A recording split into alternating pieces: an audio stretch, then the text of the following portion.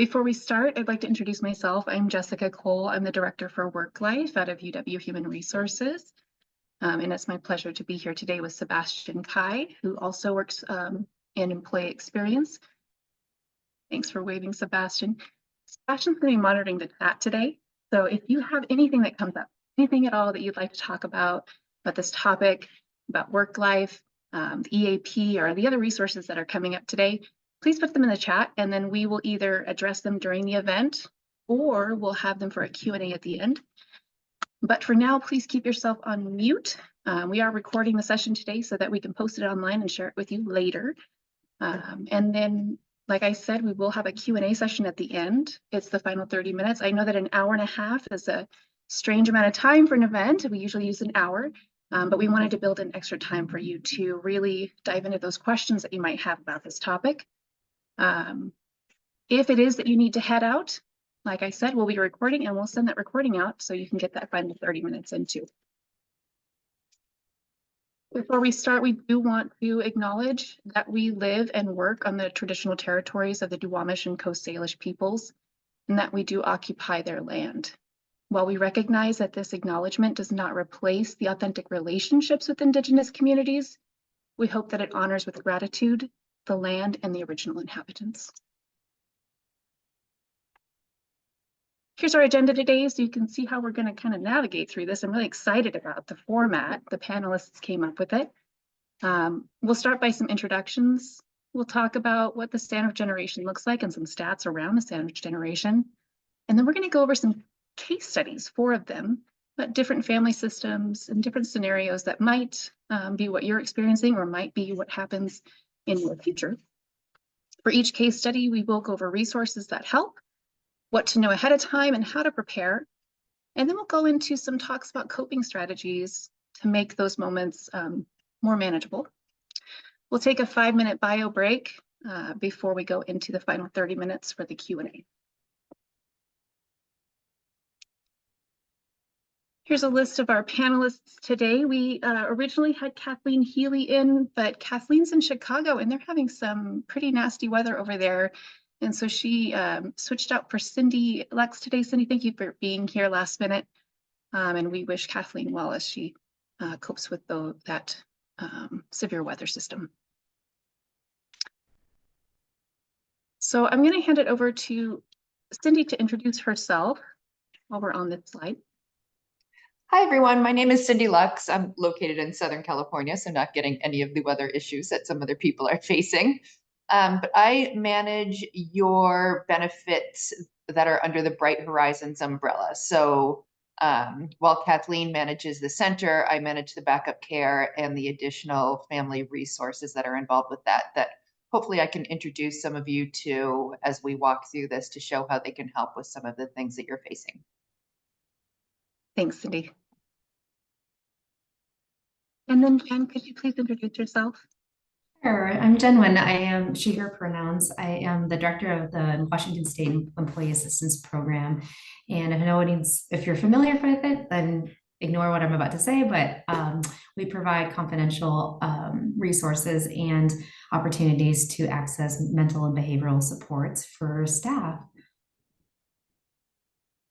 And is also a UW graduate. I am. Go Dogs. And Cathy?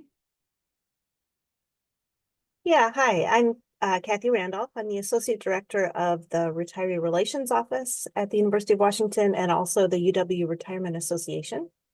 And in those organizations, we provide educational programs and resources and referrals to current employees and to retirees at the university. So we're a resource for you whenever you'd like to contact us, whether you're still working or throughout your retirement. Didn't put it on my slide. I'll just mention I've been through the loss of 4 parents, mine and my husband's, with 1 sudden death and 3 experiences with hospice, and have 2 kids in their 20s. So that's me. Thanks for that, Cathy. And Jody?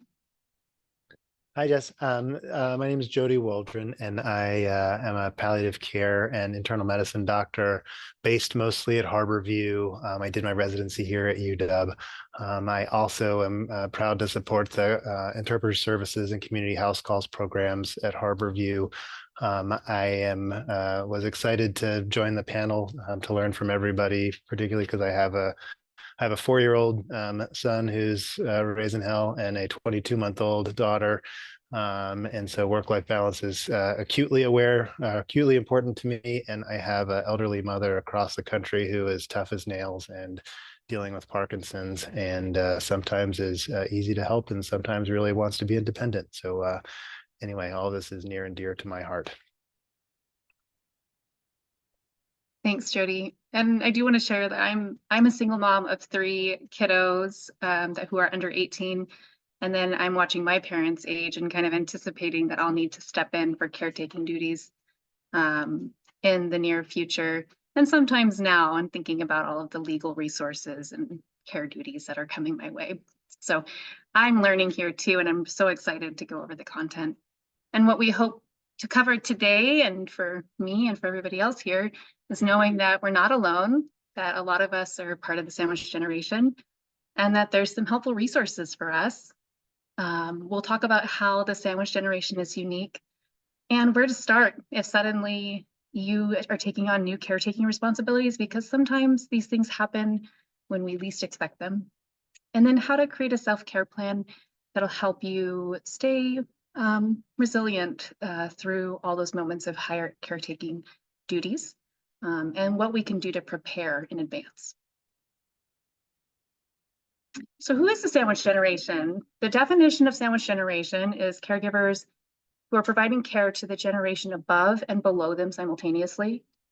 But we'll also talk about folks who are caring for maybe 2 generations below them, grandparents who are caring for their grandchildren while also caring for their own parents.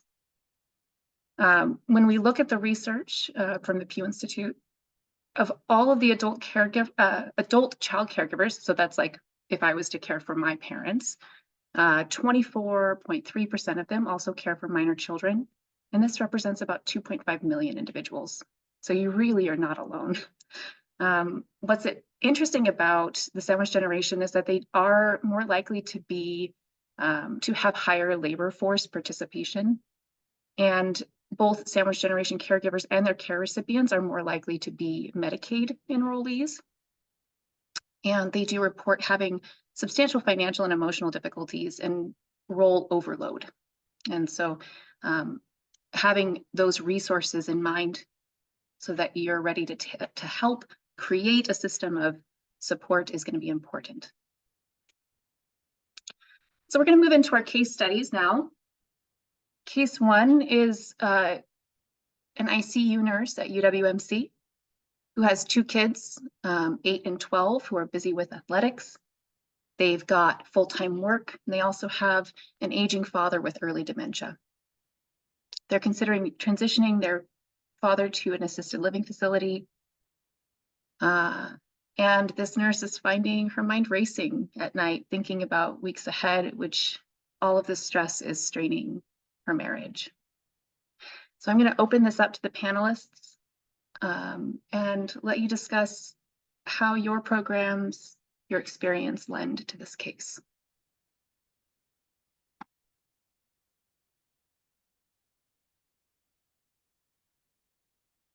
And I'll pick on one of you, I promise.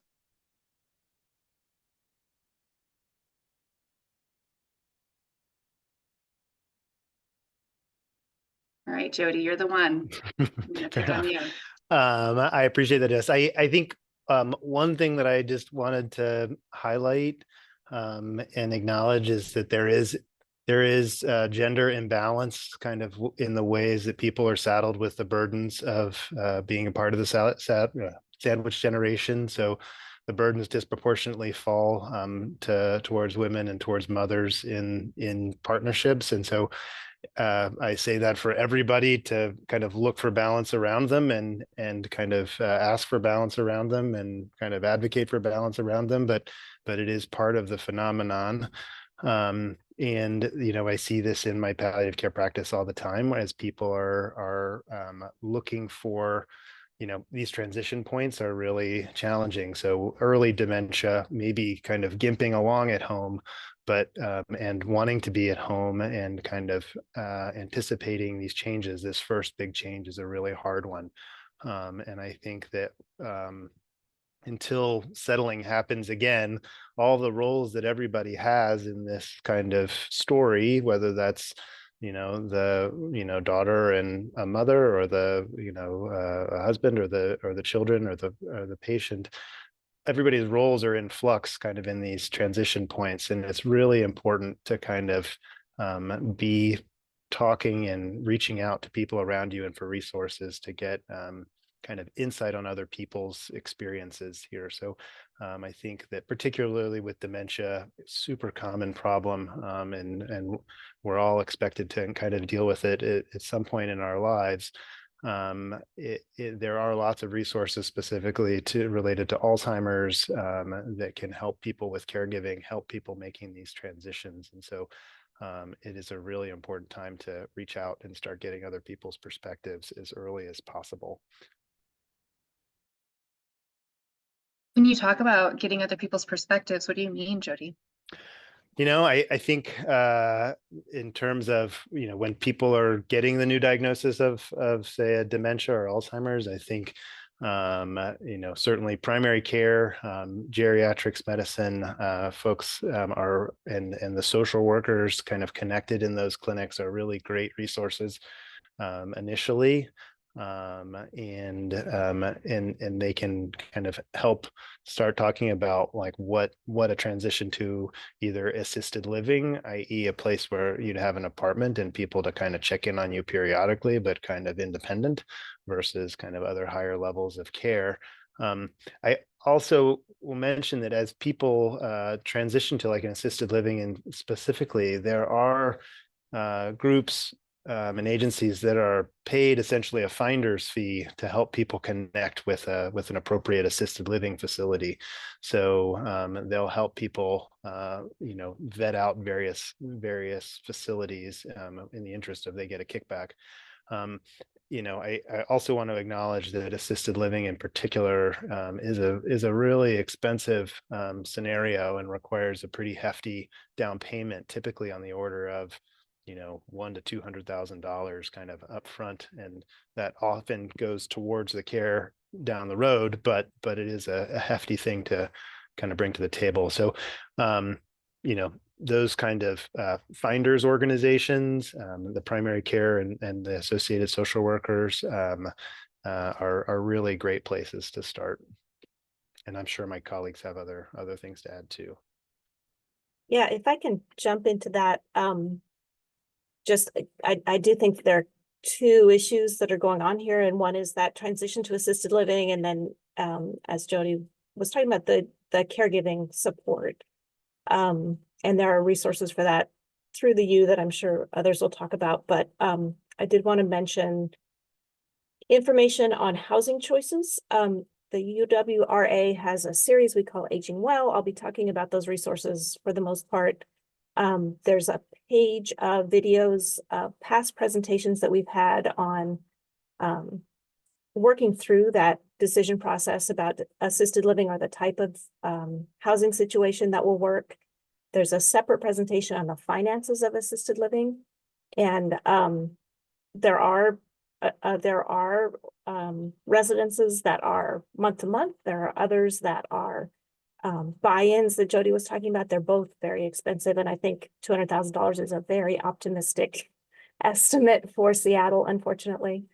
The folks who help you sort through that process, as Jody said, are being paid by the residences. So if you're looking for someone whose pay is coming from you instead, if you have the means to do that, you might want to consider working with a care manager. Those people are paid by the hour and they work for you, they're fiduciaries, and they can often provide information that is less biased by a certain commercial enterprise. So that's a possibility. Again, that's not an inexpensive thing to do, but it can be worth it depending on your situation. Just a couple things to add from the perspective of EAP. I saw that really impacts what we are able to offer is this notion around early dementia. So when we have situations where where your loved ones have diminishing cognitive capabilities, a lot of this is early planning for what's to happen in terms of will planning and estate planning and things that become major factors when you're possibly tasked with being the decision maker on what are your family, your loved ones preferences and honoring what they're wanting to see happen in their lifetime. And so part of the EAP we have with the resources we have available for UW staff and employees is that we have access to short-term solution-based mental health connections and also legal services in terms of just connecting with possibly attorneys that can help really manage this trajectory of what your loved one's life could look like and put in protections in terms of just when it comes to finances, how to budget out that time period of what that may look like and just help that burden feel less heavy on feeling like you have to do it yourself.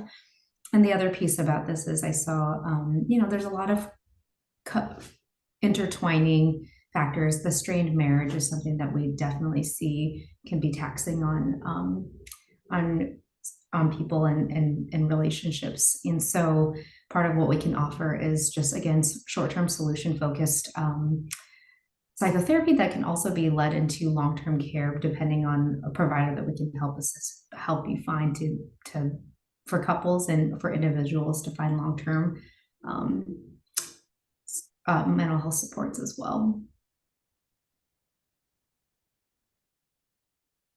I think I also just wanted to add that there is such a wide range in cost at the same facility, depending on what resources are utilized at the facility. And I've had patients to tell me, oh, don't schedule her, Tylenol, because as soon as they start doing medication delivery, it costs an additional $2,000 a month. So, there's a lot of that, with the degree of resources that are added at assisted living in any way that family or other informal ways that you can make that care happen that doesn't rely on assisted living staff oftentimes can save many thousands of dollars over the course of a month. So it's worth kind of trying to be creative in that circumstance. So I also, I realize that it kind of all of this is leaning on a lot, depending on a lot of social resources. Another one that I would call to mention in the context of a strained marriage is anything that you can anything that is delegatable or you can unburden the kind of partnership with, i.e. tasks around the house for cleanup, pickup of kids, etc. If you can kind of farm those things out, it really kind of makes a big difference. And I've seen people who have done fine managing their own house cleaning their whole lives, and they never think about kind of delegating something like that, but then all of a sudden they realize that it's one less thing they have to do. So little things like that can take a little pressure and less opportunities for conflict.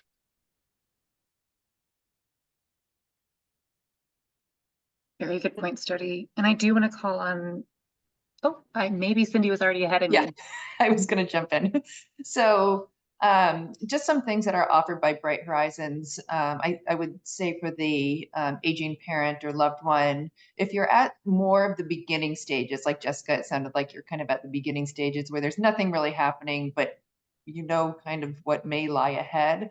You do have access to some resources through Bright Horizons. One of them is called Years Ahead, and that is part of the Sitter City platform, if you're familiar with Sitter City.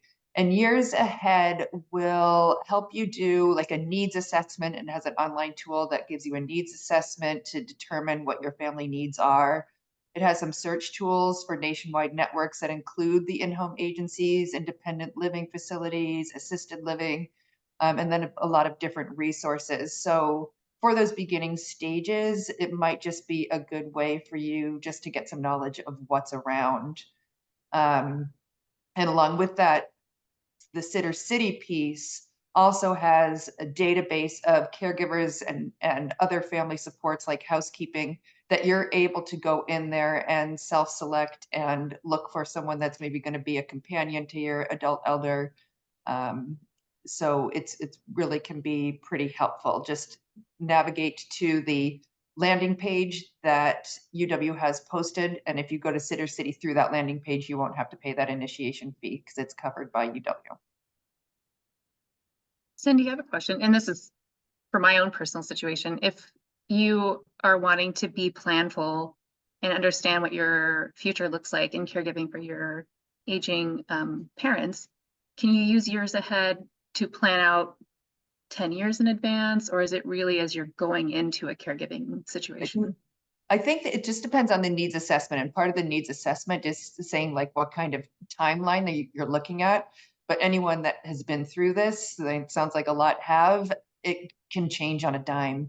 So you just need to like go in and kind of do this assessment and see what's in there. Got it. Thank you.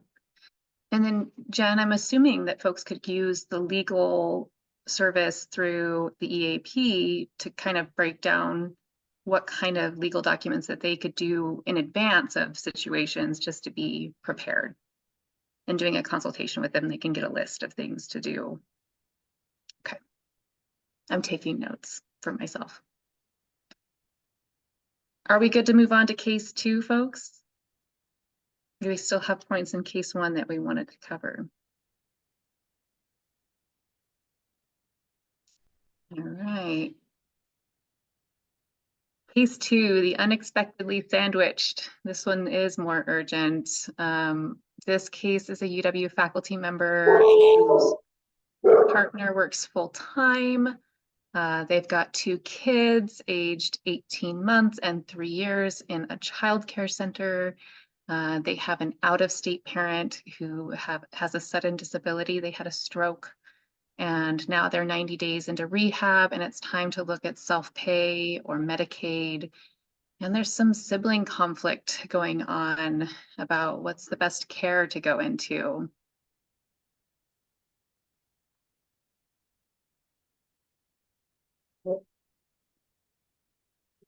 So I'll, a resource, I've mentioned care managers, and the care managers that are in the Seattle area are part of a national network, the National Academy of Certified Care Managers.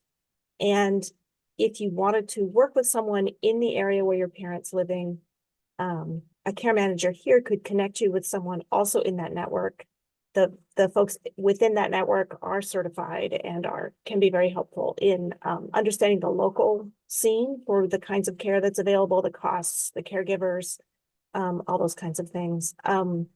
The other thing that some caregivers, some care managers are very experienced with and helpful with is sitting down with a family and helping to moderate discussions where there is conflict among siblings, which is very common when you're trying to make a stressful set of decisions about someone that you all have a different kind of relationship with.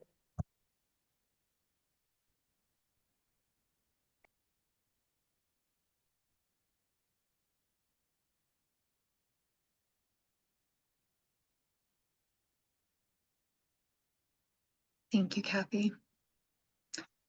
Jody, any input on the different types of caregiving scenarios that folks could access? Yeah, so I think what I see a fair amount at Harborview being a stroke center are people that have a sudden disability. And I think that when folks have abundant resources, they are able to pay out of pocket for kind of long-term care. And if people have Medicaid, long-term care is a part of their Medicaid benefit. But the folks kind of in the middle who have kind of run-of-the-mill Medicare or private insurance, it doesn't typically include a long-term care benefit. And so I see a fair amount of people who end up in the situation where they go to rehab, which is paid for by their Medicare, but then when their rehab needs are met and they've stabilized, but they still need assistance in care, they need to go someplace for long-term care.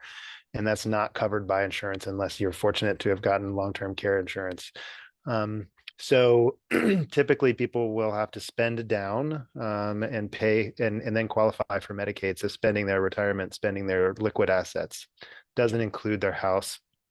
So I think that oftentimes people will end up on that, self-pay to pay all their liquid assets until they qualify for Medicaid. And that can be a really bitter pill because people think of their kind of retirement and their savings as something that they want to hand off to their kids or part of their legacy. But then then at the rate of $10,000+ a month, it disappears pretty quickly. So I just, that is whether they go to an adult family home or have longer term care in a nursing facility, presuming they have kind of nursing level needs. But level being pretty independent at assisted living, kind of don't really require nursing level care, but need people for meal preparations and lots of care during the day, preparing their medications, et cetera. Maybe at a group home or adult family home. Needing nursing level care frequently, and that would be at a nursing home. And so those things are quite expensive, and like I said, that transition is a really hard one for people. The other thing that I'll say that in my own family, when it comes to kind of helping ways to help my mother, my brother and I try to delegate which domains we want to lean into, whether it's finances, whether it's healthcare, whether it's kind of logistics at her home and that sort of thing. So if there are, when everybody tries to manage all of those domains, maybe there's more opportunities for conflict. But if you can kind of delegate and say, all right, you're on whichever duty, sometimes people feel a little bit more ownership in it, and it can reduce conflict a little bit there. Jess, I don't know if that kind of answers the question that you had, but anyway, I bet other people have some other input too. Yeah, I think I was also looking for other in-home care options as well that these folks might want to explore, and is that the same? Yeah, so it's so in-home caregiving options are self-pay. You can qualify for home health, which is geared towards recovery and regaining strength for months out of the year, a few months, and stops when people plateau. So that's home health, and includes PT and OT. But usually in the case like this, he's been in rehab and we're expecting that this is kind of where things are. So he would not qualify for home health, but caregivers for home would be self-pay. Again, there's layers there, and that kind of a chore worker caregiver who might help with reminding people to take medications but not administering them, or helping with meal preparation, or helping them get to the toilet, that sort of thing. My guess is going rate for like an agency provided excuse me. University of Washington is like a city unto itself. So a caregiver, like a formal caregiver via an agency like Home Instead, something along those lines, probably around the lines of $25+ an hour. If people need nursing level care, on the order of $50 an hour. And so again, it is very expensive to do at home, and it is not something that is typically covered by insurance unless it's home health for a short period of time. I do see people find informal caregivers, i.e. not via an agency, and they have great experience with them, and we're lucky that there are a lot of communities that have a lot of healthcare backgrounds in Seattle and surrounding cities, where people might be interested to kind of work in an informal way for $18-20 an hour, who are very dedicated and may be nurses in other parts of the world and may have a lot of experience that they bring to the table. So I think that is a viable option. It doesn't come with the reliability of an agency per se. If someone gets sick, they don't have someone to fill in for them. But anyway, so that is what home care could theoretically cost, and again is not insurance covered. We just had someone message me saying that they were just quoted 17,000 per month for 24-hour care. I think that's about right. I think I remember it being, certainly more than, $150,000 a year for 24-hour care. So it's, and people find ways to make it work at the expense of their sleep. I have patients that, have 12-hour paid caregivers, and then at night they get 3 or 4 hours of sleep at a time because they're doing caregiving on top of that, and then they're going to work. And it's hard, but it shaves 30% of their expenses off. So people get creative where they have to. Wow, that's a lot. The I do- resilience, unbelievable. Yeah, and I guess it would be nice to know if there are families that you've seen that have set it up in a way where they have been successful. And I know it doesn't apply to all of us, but it's nice to have kind of something to look towards if we have time to plan. Oh, absolutely. Absolutely. And I think the other statistic that is really heartening is that, statistically and in the studies, people who are in this sandwich generation, as scary as all this sounds, they have a role in their children's lives. They have a role in their adult parents' lives or their grandparents' lives. And they actually feel they have a more satisfying kind of family life, and that is a real statistic from real studies. And so it's not to minimize the stress and the conflict, but there is an upside there of strong relationships.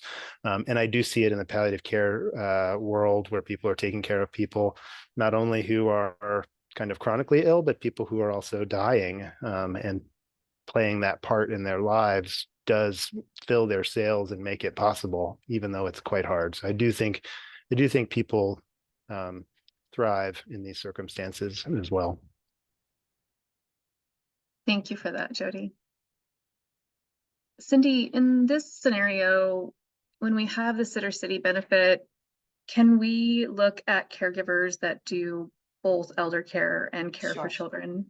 Yeah, I at was the same just time? going to jump in and say that, and not only through Sittercity, but also as a reminder, each eligible employee or student has access to 5 backup care days per year. So if you needed someone just temporarily, this part is subsidized by UW, and you would just pay an $8 an hour copay, and you can go in and get a caregiver through our network. So Jessica, if you just want to jump to the benefits slide real quick, because somebody had asked for the link before too. So one more after that, I think. One more, sorry. So your backup care benefits give you 5 days per calendar year. Since we're talking about sandwich generation, a lot of times if you're caring for a parent, you might need help for your children as well. So you do have access to a nationwide database or a nationwide network of center and in-home care for both children and elders. And the URL below is how you get to your Bright Horizons landing page that not only has the backup care benefits, but also has all the other benefits that we'll talk about, like Sittercity, Years Ahead, and a lot of different support for children. So through Sittercity, though, to answer your question, it does have companion care, and you can also put in it's just kind of like going in and putting in a job request. So you would just put in like everything that you need, the challenges that your loved one is facing, what kind of support that you need from that caregiver, and people will come up that you'll be able to click on and get some more information either through what they have posted on that site or with chatting with them. Great. And then when you access the Years Ahead program, will they help you source out what subsidies you qualify for? I don't even know what the subsidy market is for elder care or adult care. Jessica, I'm not sure. Yeah. Okay.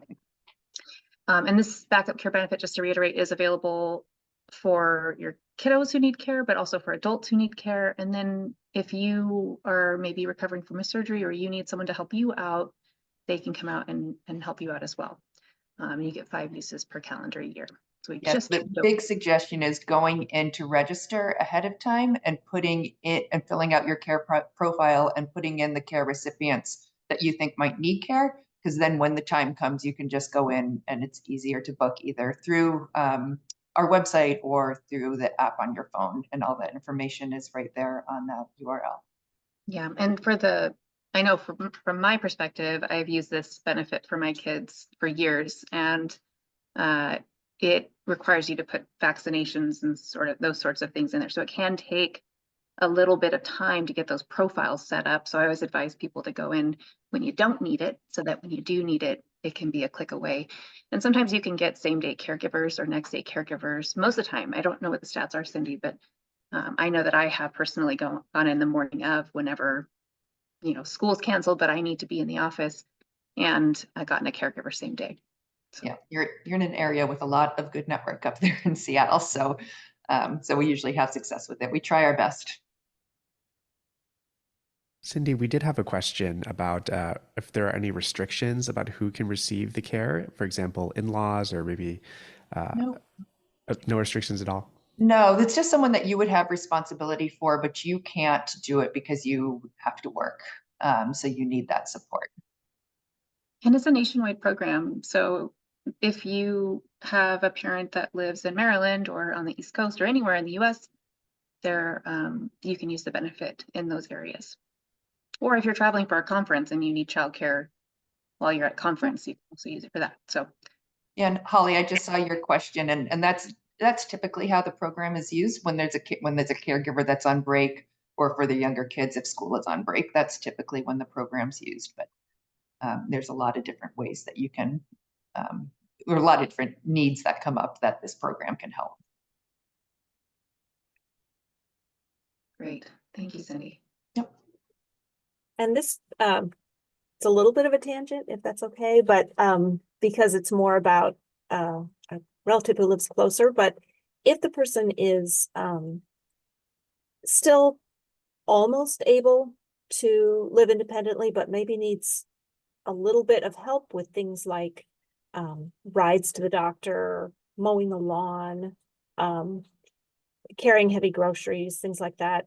The Seattle area in particular, but all over the country, there are organizations called neighborhood villages, where people who are living in their own homes are part of a sort of community group that's usually bound by it's within a certain geography of the city. And it's multi-generational. The younger parts of this group are working as volunteers and then age into their need for services with a new group of volunteers who can help them. They also offer social connections and educational programs, all kinds of services like a community center, but it's very much geographically based. And in Seattle, there are, I think, 8 of them right now in various neighborhoods. The costs are very low, and that can be a great resource if a person is, still able to be on their own.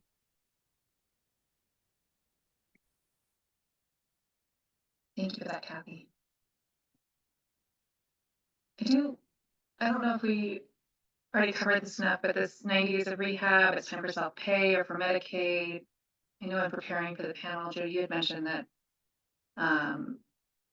qualifying for care after that can be really tricky.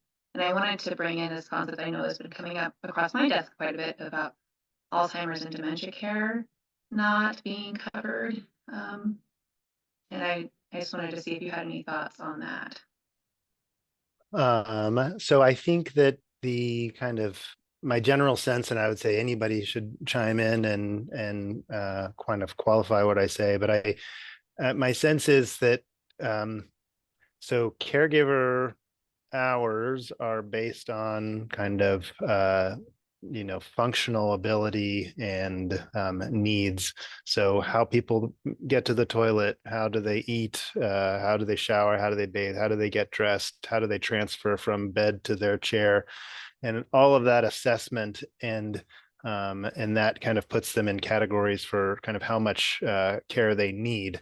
I'm speaking specifically about people that have Medicaid and would qualify for what's called COPS, COPS, COPS caregiver hours, and that's part of a Medicaid kind of coverage plan for family or other caregivers to be paid for via kind of a Medicaid insurance. And so it is a really great resource for families that are taking care of their loved ones, because they can be essentially employed as the caregiver, paid by Medicaid, for a, X number of hours based on the need. So if someone is severely disabled, they might qualify for 150 hours per month or something, or of caregiver hours. And then actually some family members, and Jenn might have more specific information than I do as far as which family members can and can't be a hired caregiver. But you have families that are taking care of their loved ones anyway, and then this COPES program either can find people outside of the family or can pay people in the family to be the caregiver after they get a certain number of hours of training. And I see a lot of families convert what they were already doing into a source of income that way. And so as far as specifically Alzheimer's and dementia not being a part of a caregiver benefit, I've not heard that kind of caveat specifically, but I think that it is kind of a high standard. And if people have memory trouble, but they are, and basically just need someone to watch them and keep them from kind of turning on the stove, that is not really a high functional impairment. And so they might not really qualify for a lot of kind of time for that reason. I don't know if other people have other things to add on that, but. Thanks, Jody. I just put in the resource for Friends, Family, and Neighbors. It's a program through the Department of Child, Youth, and Families in terms of going through the process to become essentially a licensed provider to care for family members or neighbors in your community. It's intended to be, building upon like the age-old adage, like it takes a village to raise children. Takes a village to raise children, I think it's how it goes. But I just put that in there for folks who are curious. Great, thank you. I think that moves us into the next case scenario, and we'll come back to that family friend and neighbor care in case 4. But this one specifically calls out 4 generations of care, where we have someone who is newly retired, and they're also helping out their grandchildren getting to school maybe, or providing critical transportation or to sports, scholastics, or whatnot. They also have elderly parents who are maybe approaching 90 or 95, 100, that need more substantial nursing care. But they still want to make the most out of their retirement while juggling all of that.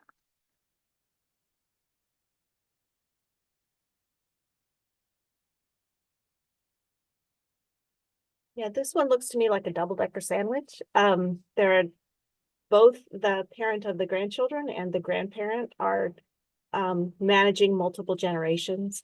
And I just think that it's kind of an obvious thing, but the more communication, the better in that situation. And for the parent of the grandchildren, the more plan B, C, D that they can have to allow the retiree the freedom to take off for a trip, to enjoy their retirement with some free days and not be as tied to day-to-day care of a grandchild as they were when they were raising their own children.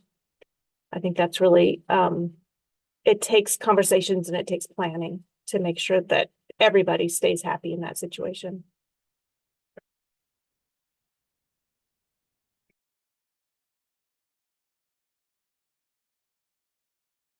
This is a really great scenario for somebody who is in that place where you are still quite, I like how it was stated, like actively involved grandparent. So those are one of the most common folks who get licensed to do, it's essentially providing unlicensed care, but you're paid a certain rate by the state to provide care for your littles, your kiddos, and your family. And so that paired with a lot of different other resources we've talked about can kind of offset like the support of the generations being cared for below, like providing respite for your children and then providing childcare interim or short term or even like intermittent for your grandchildren.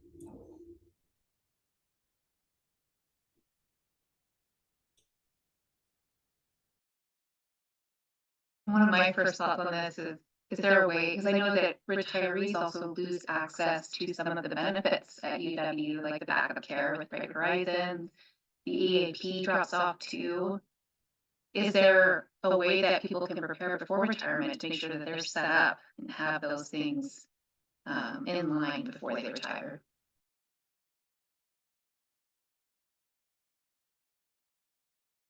Yeah, I think we encourage a lot of planning. Obviously, there are a lot of educational resources on the Aging Well website, which is later in the set of slides, including information on I mentioned before the finances for housing, but also nuts and bolts planning your will, taking care of all the paperwork that goes with aging. This spring, we'll be having a couple of sessions on long-term care insurance and long-term, just planning for the finances of long-term care, which comes to most of us. And also in March and early April, we have a two-part session on the technology that is being developed that can support people in their homes, and also the ethics of using that technology and what that might mean for people's privacy and autonomy.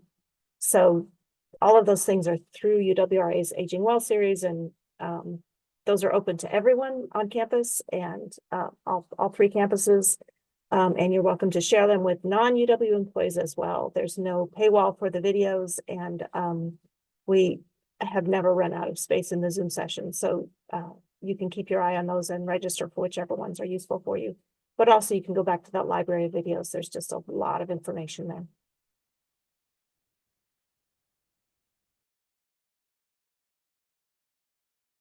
Thanks, Cathy. I just wanted to add a little something to what Cathy just said, and that for me and with my mother kind of remotely, who's still kind of got her hand in her own finances and doing that sort of thing, but in conversation with her, it is possible as far as like tech and that sort of things and preparation goes. You know, she didn't have anything prepared where she could say, here are all my accounts, here's all my, these are the places where I do business. And so taking that time to explore that and get that kind of dialed in ahead of time. And then you can use kind of like I know Mint just kind of I think sold, but you know, use a finances kind of manager where you can plug in all of the online accounts, usernames and passwords or whatever, and keep everything in one kind of app. So that you can see all the credit cards and all the banks and all the everything. And if you are providing any sort of backup oversight, that kind of tech can be really helpful to simplify things a little bit.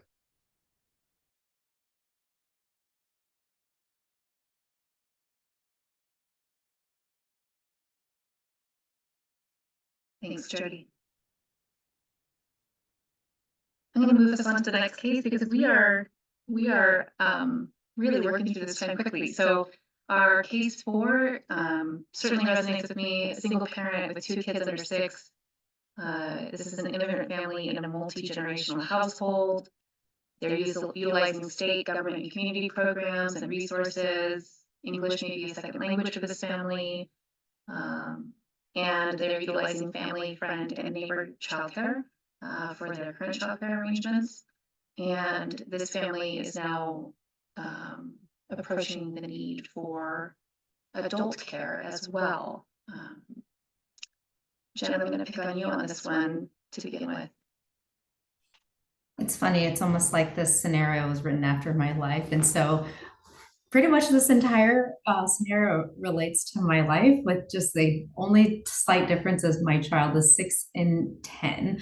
But multi-generational home with immigrant parents who don't, English is a second language.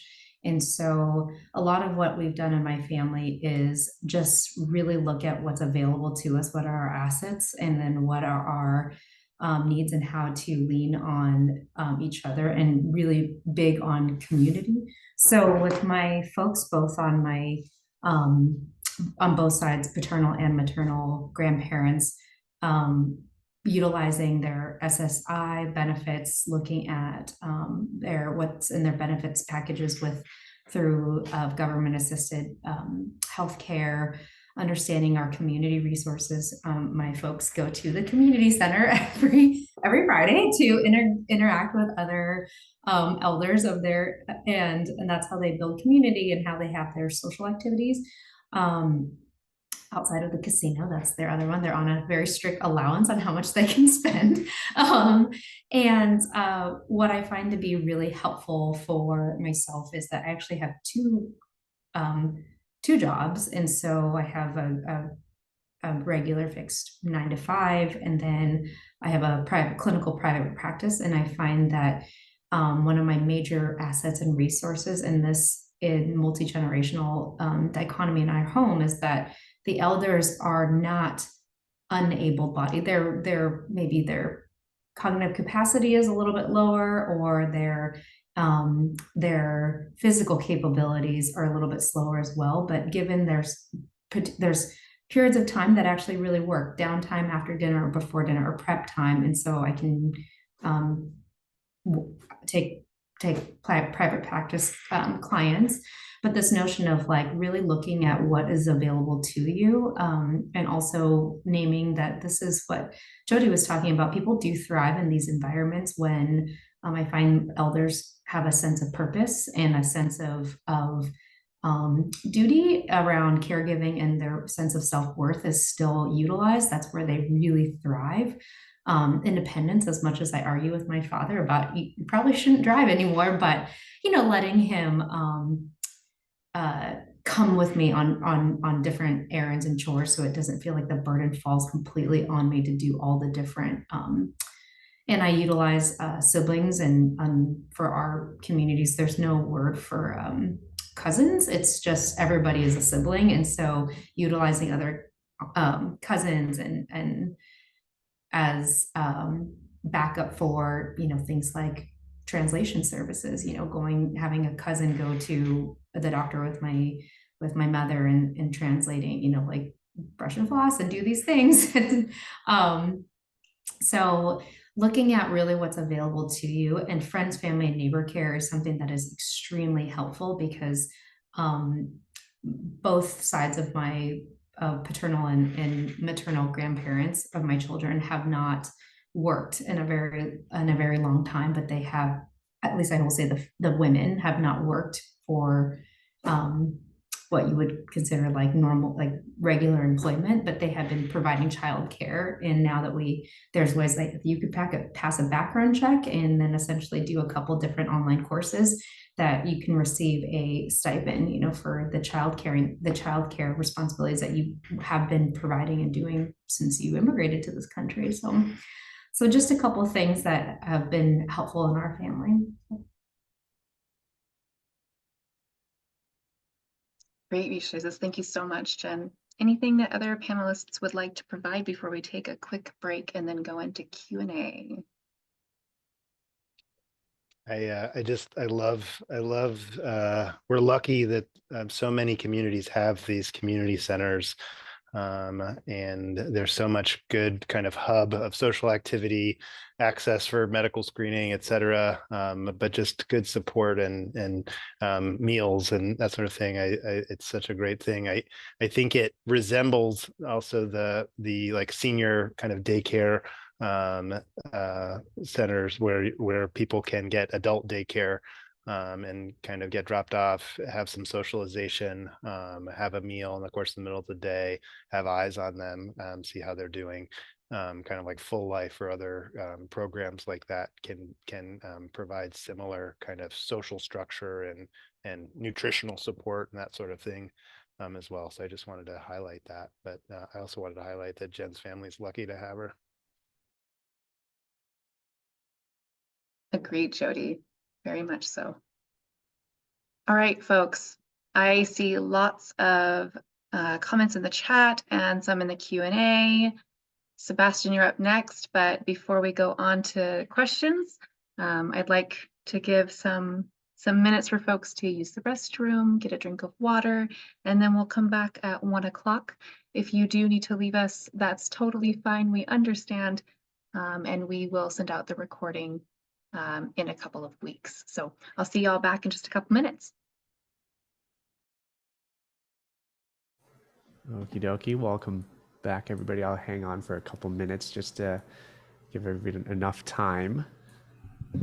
But keep the questions coming if you have them. I'll go back and try to answer some that we missed in the chat earlier as well. But let's see here. We had a question earlier about backup care. I guess specifically if there seems to be, I guess what the age ranges are covered. I know we kind of covered restrictions, and there weren't any about who can use them, but yep. Are there, I guess, like under 5 years old, or is there a certain age that are there age range restrictions at all? Yeah, some of the centers are different. Some go just through preschool, some go through kindergarten, and then I think I saw somebody in the chat mention Steve and Kate's camps. There are some camps that take up to 8th grade. So there are some resources for older kids too. In-home has no age restrictions. Wonderful. Thank you, Cindy. And then another question, I believe it's already been answered by Jody within the Q&A, but it was specifically on legal documents about things that people should be thinking about in advance before any event happens. But I guess Jody, you kind of touched on it in the Q&A there, but could you kind of also speak to again, or just reiterate what kind of legal documents people might want to be thinking about? Yeah, and I welcome it. I am skewed towards kind of healthcare and advanced directives as a palliative care doctor, so I'm sure my colleagues will add other things, but I certainly see power of attorney for healthcare decisions, kind of giving someone the authority to make decisions on your behalf. Power of attorney for financial decisions, so banking and that sort of thing. Both of those things only kick in if someone's incapacitated, unable to make choices and decisions for themselves. Advanced directives, which is kind of a roadmap for things that you would or would not want in the setting of serious illness or death or approaching death. And then a will if you wanted to kind of delegate kind of belongings and that sort of thing. I think the thing I see people do for these kind of basic documents that, the first 3 are in your primary care clinic file folder sitting on the wall. They should be able to give you those things. And a notary should be free in your clinic.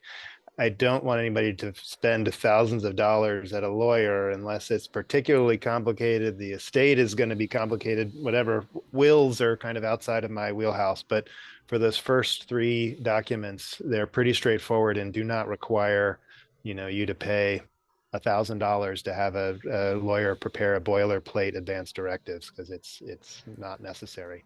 And the conversation is really the most important thing. So anyway, I'll leave it at that. And if other people have things to add on top of that. Yeah. Sorry, I'm going to throw you a double whammy, Jody, but you kind of already opened up like the documents to think about, but also there's just so many things people need to keep track of on top of, the things that they're already doing daily. But are there any resources out there that people can kind of look at to help prepare or be thinking about these things? I think you mentioned a book, Mom and Dad, We Need to Talk. Oh yeah. So that book, somebody had asked specifically about finances, and the subtitle of that book is How to Have Essential Conversations with Your Parents About Finances. So I have not personally read that book, but it is one that's recommended. And I think for initiating that conversation and providing a little bit of a roadmap for ginger ways to approach a conversation, and also kind of what things should be on that checklist, it is an important is an important one and probably a good place to start. And my sense was that that Cathy and via the Retirement Association, like a lot of those, it sounded like there's a lot of good kind of checklist oriented kind of materials for that too. And I think you'll probably get your bases covered those ways. I also want to quickly add back on the will conversation that the EAP has access to a free self-serve will maker that is on their webpage. And then we also, I think, have a will maker service that our benefits team mentioned in the chat through our life insurance policy. So if you have the optional life insurance through your benefits, you also have access to free will services.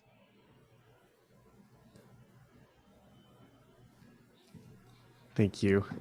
Wonderful resources at Worklife there. And there's another question, I guess someone asked, how would you suggest approaching, having parents that live out of state, parents can sometimes be stubborn and I guess either wanting to receive care or having that conversation even.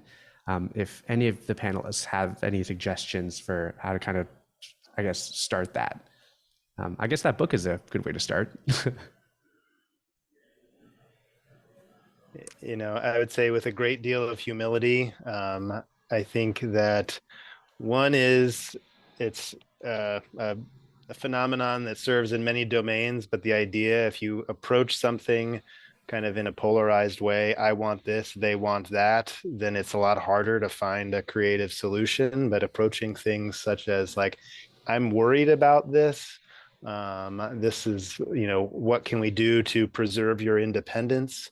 Kind of there's ways of framing change to kind of make it more palatable and make it a more kind of appealing situation. And but top-down change is rarely well received. And so I think that I am yet to affect any change in my mother's life. So take what I say with a grain of salt.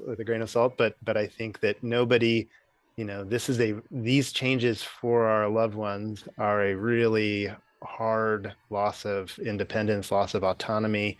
It's an unfamiliar role for us all. And so there's some grief that goes into that makes the decisions more complicated. So anyway, a lot of humility and recognizing that your intention is important. And there's no failures in this game. I think expressing yourself and encouraging finding creative solutions is important, but if things don't go perfectly smoothly, that's kind of how it goes sometimes. Right. Thank you, Jody. And I guess if any of the panelists would know but I guess starting that conversation is it's always kind of the hardest thing in creating a space for that. But then also, I guess, how would you suggest going about, like, perhaps maybe even adding yourself as a contact for like a medical provider to be contacted? Someone asked about, if about their parents and their provider told them that it wasn't quite the right time yet, even though there are a lot of concerns, but if there's a proper way to go about that. Yeah, I'll chime in there too. I think that, everybody should have an emergency contact on their medical file. And I think that there's, I work at a trauma center and I see a 22-year-old have their life change one day. And so having that listed and having a healthcare proxy is really a very simple form, and is not, again, it doesn't have any power until someone is truly debilitated. And so if I would be encouraging patients to make that request of their providers, and I think that's a pretty low bar. The other thing I wanted to add is, if anybody reads the New Yorker, Roz Chast, the cartoonist, she is hilarious, but she has a book about her own personal experience helping her parents negotiating kind of difficult conversations, talking about end of life, loss of a parent, and it's all in a graphic novel cartoon, and it is with her kind of her familiar wit, and she's awesome. So I would encourage encourage that too. Yeah, I think that's called Can't We Talk About Something More Pleasant? Yes, thank you. Yeah, can't we It's talk about something more terrific, yeah. pleasant by Roz, R-O-Z Chast, C-H-A-S-T. I wanted to just mention too in this, the question about the distant relative, but then also for local folks. So I'm one of 4 siblings. My husband's one of 5. That's both a lucky, very lucky thing when you have aging parents that you're taking care of, but also it becomes really important to be sure you're sharing information. Folks, as they're aging, and they tend to try to hide some things from, they don't want this one to know about this thing, and they don't want this one to know about this thing, because if all that information comes together, maybe some action's going to need to be taken that they don't like. And so my husband, actually, his sibs all live in 5 regions of the United States. And so they set up a weekly call where they would share that kind of information. My family had the Burgermaster Summit every quarter or so, where we would all go to Burgermaster in Seattle and just sit and share information so that we were all operating with the same, from the same place. I also think, as hard as it is and as miserable as it is to watch somebody make bad choices, you have to realize you're working with adults, and that as long as they're able, they're making their own choices, and they may not be the choices you want for them, but that autonomy, as Jody was saying, is a really important thing. Thank you both. And I guess on the child side, there was another question about backup care, and how is it common that, you know, the childcare facilities, like, I guess, what capacity do they usually get, or do they ever reach full capacity? And or if there's ever a scenario where they couldn't be reached, or couldn't be backup care couldn't be provided. Yes, that definitely happens, especially on some of the, some of the school holidays that you have to work, but it's still a school holiday. Those tend to fill up a little bit earlier. You can book 90 days in advance. So if you know of those days, you can go in and make a request then. I would suggest one of the features of the Bright Horizons backup care website is that it's got a book now button. So if we know we have space in that center, you're able to click that button that says book now and get an immediate confirmation that you are reserved for that spot.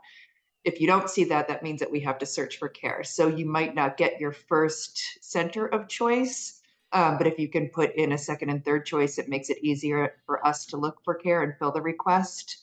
And if you're open to an in-home care provider, we can search for that network too. If we can't find care, there's also the availability to use a friend or a neighbor that, or a babysitter that you have, and you can be reimbursed for $100 for that day of care. So there's some different ways to be a little flexible with that to help us make sure that you get the support you need. That's awesome. Thank you, Cindy.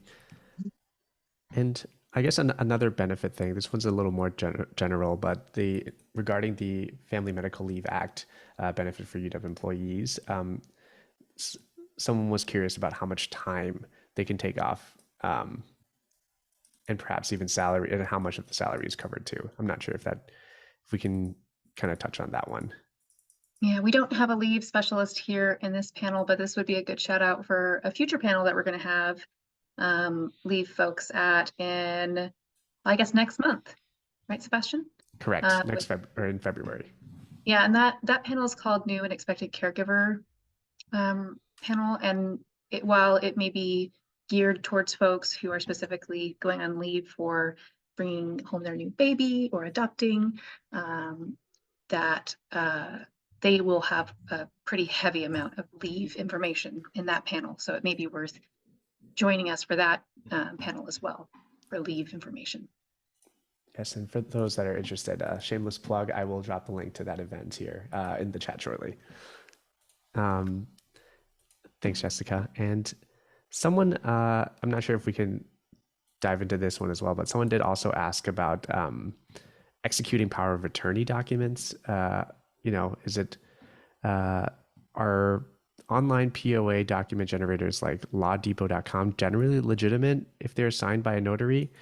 Or does the power of attorney need to be signed and filled by an attorney or state agency?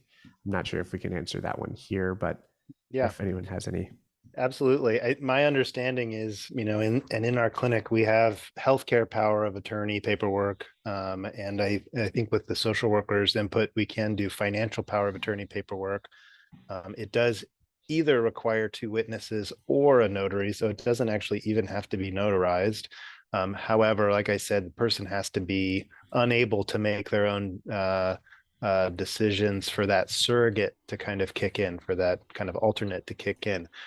My sense is that, to be a financial power of attorney, that you might actually have the ability to make kind of execute, banking exchanges and whatever, maybe even ahead of that incapacity, because I know that sometimes, people just want their family to be able to do that sort of thing. So that might be a little bit specific, but anyway, typically it's not a complicated form, and we have them, and most primary care doctors or social workers affiliated have them. Thank you, Jody. And the other thing I'll say is, though, the patient can always supersede, if the patient is kind of obviously alert or engaged, they can, what they say goes. It's not, someone doesn't take their ability away unless they lose kind of capacity. And losing capacity from a dementia standpoint, say someone is extremely functional getting around, but they don't have the capacity to make, what, the law would say is a good judgment. That's a very elaborate process of taking away someone's capacity. But for medical decisions, it's does someone understand the question I'm asking them right now? No, then they don't have that capacity. So it's a little bit, it's a higher bar to remove kind of capacity for all decisions. Yeah, so I hope that doesn't confuse the matter, but. Thank you. And then I guess this is a more general question, open to everybody, of course. But if earlier in the presentation we touched on creative ways to kind of give care, especially for those of us that are on the low income end of the spectrum. I guess, what are any other strategies or resources that you guys may have come across to kind of offer care if you're income restricted, and if you guys have any insight on on that? I think there's also, I guess, something like public elder care, if that's an option.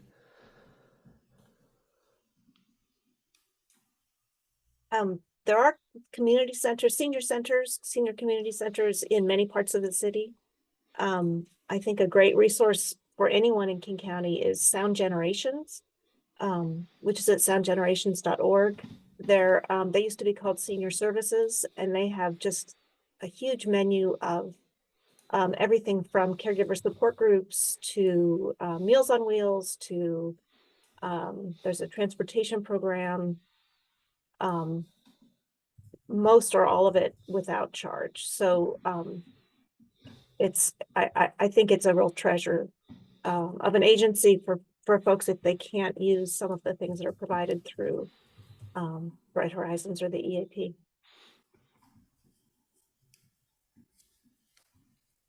Thank you, Cathy. I think the last question here.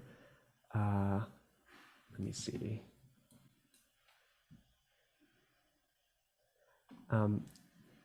Cathy, I believe earlier you mentioned about sharing information with your siblings, and how, I guess, definitely that might help, because parents may want to divulge different information to different siblings. But any strategies about, like, maybe talking to your sibling about letting your parents be and realize that they're not going to change now? I'm not sure what this question meant, but I guess maybe perhaps we can kind of just elaborate on more strategies to discuss with your siblings about taking care of your parents. Yeah, I think there's so many differences in the way we all interact with our siblings. I'm not sure I and come up with a lot of specifics that would fit every situation. I do know that, This point that in our healthcare environment, oh, sorry. No worries. I didn't think the mean to Zoom step. just kind of slowed down for a second. Oh, It okay. just I wasn't, froze. I didn't mean to step on you, Kathy. Go ahead. yeah, I was just gonna say, I know that, in our family, we did a couple of things. We did just focus not only on the sharing information, but also on our sense of, what we wanted for, in particular for my mother, during her last illness, and what we were hoping for. Hospice care is very helpful with that. Palliative care folks are great with thinking through kind of your value system. If the family is can do some of that together, I think that's really helpful. Some of the best advice I got just from my previous boss in this position, who had been in this field for a long time, was recognizing that as your parent ages, wherever you can, you want to continue to be your parent's child and to be working with your parent, and not where you can avoid becoming the nurse, becoming the taking on those professional roles. It's great to be able to do that where those services are available to you, and where you can manage that, so that you can keep your relationship with your parent. And sometimes that means putting them in, or not putting them in, but encouraging them to move into a retirement community where some of those things can be provided, so that you're not in that role. So that's, and then the last thing I just was thinking earlier today, your guilt about your parents' illness is not helpful to anyone. So that's a good thing to work on with your own therapist or with your own network, however you can work on that, and just let go of that and work on the steps you can take. And I do want to put a little bit of a plug in here that our EAP is for anybody in your household. And the way that I define household for our community has been like, who's under your roof of responsibility.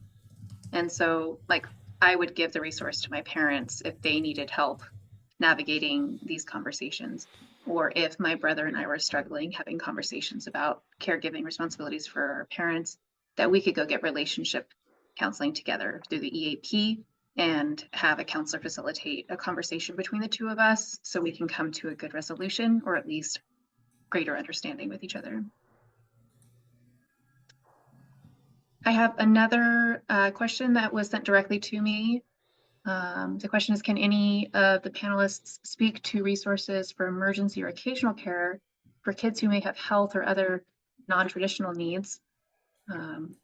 So of course I would want to talk to Cindy about that. Sure. And our network should be able to support any need that you have. When you went in to request a reservation, you would just put in those details. So we make sure that we find a caregiver that's able to support. It also might be easier for you just to call in and speak to someone at our support desk, so we can help find someone for you. I think that answers, right? Yeah, I'm assuming this is a special needs kiddo. Yeah, I think so. And a lot of the centers can support too. You just need to put in the some details into your request. Yeah, my oldest kid was on the spectrum, and Bright Horizons worked with me to get someone out who had experience with autism. And so that was really comforting, and the caregivers always did a great job coming out from Bright Horizons. So Sebastian, you said that's all the questions, huh? I think so. Okay, so I do want to point out that we didn't get to go through the self-care stuff, and I know that we have 6 minutes left on our time. And if Jenn, if you have the bandwidth and the to go over those things, I would love to be able to get that information. Let me pull up the slides here before I share my screen. Done it in shorter amounts of time, so we're good. Thank you. All right, here we go. So much to what you have already seen through this time that we've had together, all of these slides are going to be provided to you as well as the resources in the chat. So kind of key takeaways from these last two slides is really just listening or really honoring where you're at and what's available to you. So self-care, wellness, resilience, that's all subjective to the person. And so really leaning into like thinking about yourself and what's available to you and what's most sustainable and tangible for you in terms of supporting your own needs. Often with our roles and responsibilities, many times our own self-care becomes deprioritized when you're thinking about the pressing needs of our elders, our own children, or the people that you are in community with that you support in your role. So two things is utilizing like what we talked about today. So many different resources are available to you, and much to which you're all going to walk away from this time with all those resources with you. So looking at different things like working with your local HR around like local or alternate work schedules, looking at the different flex schedules to be able to like really speak to what your needs are. We talked about a little bit of this of just not to dwell on, remember to dwell on the positive too. And so this notion of that, like there are always going to be these challenges in life, and with challenges also present a reframe to that is also presenting opportunities, looking at different ways to like change the mindset around where you are and what is happening for you. And instead of asking what's happening to you, it's asking like what's going right for you. Asking for help, that is one of the most difficult things to do, much to which we found out during the pandemic. If nothing else, we all figured out people do not thrive in isolation. This notion of like, this is a community of people, and you've seen hundreds of other folks join us today, where we're all in this giant catchment of this age population that covers multiple different generations with multiple different needs and situations that come up. Much to say, walk away from this with like, you're not alone in this. And so you don't have to experience it alone. One thing that is a really tangible tips and strategy is around developing your own grounding thoughts. And it's other words for grounding thoughts can say things like mantras or affirmations, a statement of which you can repeat to yourself when things feel most heavy and pressed, something that reminds you of who you are, what your values are, and also to trust in your judgment. I use "this will pass." I've been through multiple different challenges in my life, and I do know that the moments will pass, and from that you'll learn something to it. So next slide. Taking time for yourself. So the two things that commonly happen when you're in a stress response is that your body deprioritizes digestion and actually sexual function. And so these are the things that while you're in a stress response, your body's operating on like what needs to be done right now in the immediacy. So things like rest and restoration and respite become almost like privileges. They feel like, oh, that means a luxury to be able to take a nap or to take a break or to tap in and use supports.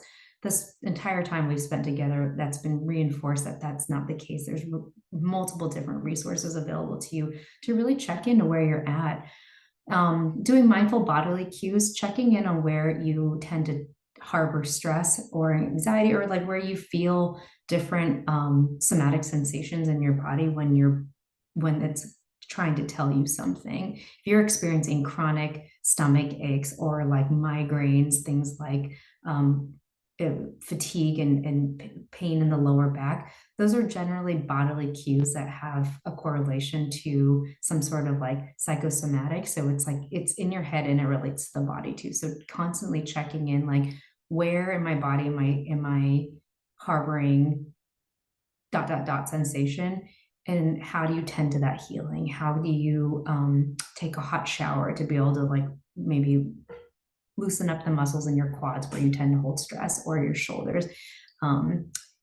Chronic headaches have a lot to do with tension around the jawline. So do you find yourself clenching your jaw all day when you're stressed?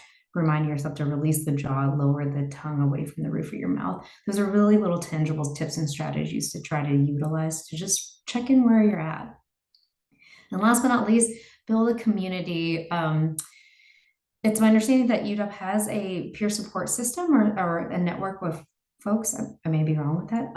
But this notion of like providing peer support to each other, if you have friends that are going through similar experiences and that you can tap into and just say, hey, I'm not looking today, I'm calling you, I'm not looking for solutions, I just need to vent and have some listen, things like that. Finding your buddy system.